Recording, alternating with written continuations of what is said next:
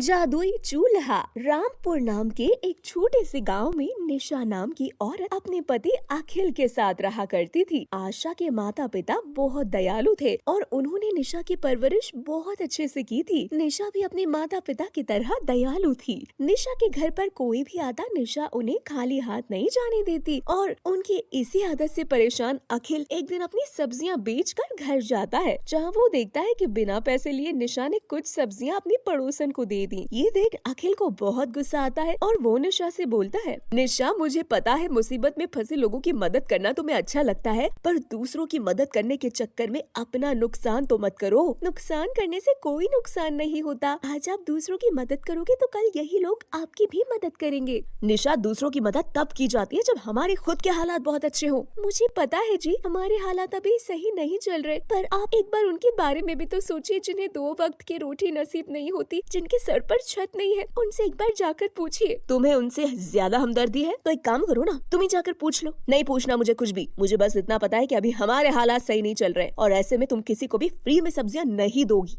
समझी? पर हमारे हालात अभी उनसे अच्छे हैं और ऐसे में अगर हम उन गरीबों की मदद करेंगे तो क्या खराबी है इसमें? इंसान पैसों से अमीर गरीब नहीं होता, इंसान दिल से होता है। हर बार की तरह एक बार फिर निशा और अखिल की लड़ाई हो जाती है और इस बार भी निशा अपनी बातों पर अड़ी रहती है। ये देखकर अखिल का गुस्सा 7वें आसमान पर चढ़ जाता है और वो बिना कुछ खाए जाकर सो जाता है। अगले दिन भी अखिल बिना कुछ खाए और निशा से बिना बात किए भूखे पेट सब्जी बेचने निकल जाता है। ये देखकर निशा को बिल्कुल भी अच्छा नहीं लगता। रात को जब अखिल घर आता है तो निशा उससे बोलती है, कुछ खा लीजिए। मुझे भूख नहीं है। आपने कल से कुछ नहीं खाया, अगर आप ऐसे खाना नहीं खाएंगे तो आपकी तबीयत खराब हो जाएगी। तुम्हें इससे क्या फर्क पड़ता है? तुम तो बस पूरे गांव वालों को खाना खिलाओ और उनकी मदद करो। अखिल की नाराजगी देख निशा निराश होकर अखिल से बोलती है, मुझे माफ कर दीजिए, अब से मैं बिना पूछे आपसे किसी को कुछ भी नहीं दिया करूंगी। निशा को उदास देख अखिल को अच्छा नहीं लगता और वो निशा से बोलता है, मेरी बातों का बुरा मत मानो निशा, मैं तुम्हें कभी किसी की मदद करने से नहीं रोकता। मैं बस तुम्हें ये समझाना चाहता हूँ कि एक इंसान दूसरे इंसान की मदद तब कर सकता है जब वो उससे भी अच्छी हालत में हो और हमारी हालत अभी इतनी अच्छी नहीं है।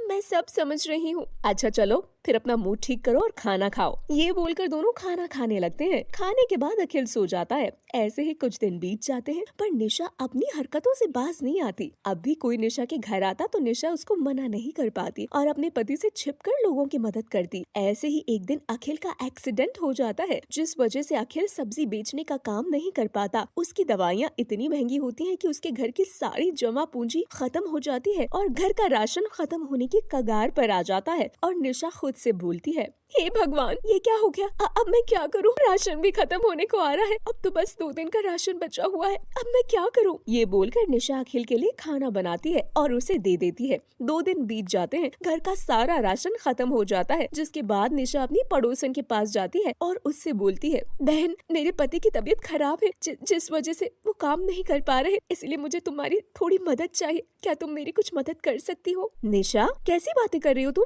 तुमने उस समय मेरी मदद की थी जब किसी ने मेरी मदद नहीं करी। तुम तो एक नेक दिल इंसान हो, भला तुम्हारी मदद करने से कौन पीछे हटेगा? अब बताओ मुझे, मैं तुम्हारी क्या मदद कर सकती हूँ? मेरे घर का राशन खत्म हो गया है बहन, क्या तुम मुझे थोड़ा सा राशन दे सकती हो? हाँ हाँ निशा, क्यों नहीं, तुम यहीं रुको, मैं अभी कुछ लेकर आती हूँ। ये बोलकर निशा की पड़ोसन रसोई में जाती है और रसोई से दाल चावल और आटा लाकर निशा को देकर उससे बोलती है, किसी भी तरह की कोई भी दिक्कत हो मुझे याद कर लेना, ठीक है? धन्यवाद बहन मेरी मदद करने के लिए। ये बोलकर निशा वहाँ से चली जाती है और अखिल के लिए खाना बनाती है। तभी बाहर से उसको एक बुढ़िया की आवाज सुनाई देती है और वो बाहर जाकर देखती है कि एक बुढ़िया अपने सर पर बड़ी सी टोकरी में कुछ बर्तन और एक मिट्टी का चूल्हा लेकर उसके दरवाजे पर खड़ी है। ये देखकर निशा उस बुढ़िया से बोलती है, क्या हुआ अम्मा, तुम्हें कुछ चाहिए क्या? हाँ बिटिया, मैं 2 दिन से ये मिट्टी का चूल्हा और बर्तन बेच रही हूँ ताकि इन्हें बेचकर मुझे कुछ पैसे मिल सके और उन पैसों से मैं अपनी भूख शांत कर सकूं, पर कोई भी मुझसे ये मिट्टी का चूल्हा और बर्तन ही नहीं ले रहा। क्या तुम इसे ले लोगी बेटी? अम्मा, मेरे पास इतने पैसे नहीं है कि मैं आपसे ये मिट्टी का चूल्हा ले सकूं, पर हाँ, मैं आपको खाली पेट नहीं जाने दूंगी। आप खाना खा लीजिए और अपनी भूख शांत कर लीजिए। ये बोलकर निशा किचन में जाती है और खाना अपने हाथों में लेकर सोचती है, अगर ये खाना मैं उस बुढ़िया को दे दूंगी तो अखिल जी को क्या दूंगी? पर अभी इस खाने की जरूरत अम्मा को ज्यादा है, ये खाना मैं अम्मा को दे सकती हूँ, अखिल जी के लिए फिर से किसी से मांग लूंगी। ये बोलकर निशा वो खाना उस बुढ़िया को दे देती है और खाना खाकर वो बुढ़िया निशा को मिट्टी का चूल्हा देते हुए उसे बोलती है, बेटी, अपने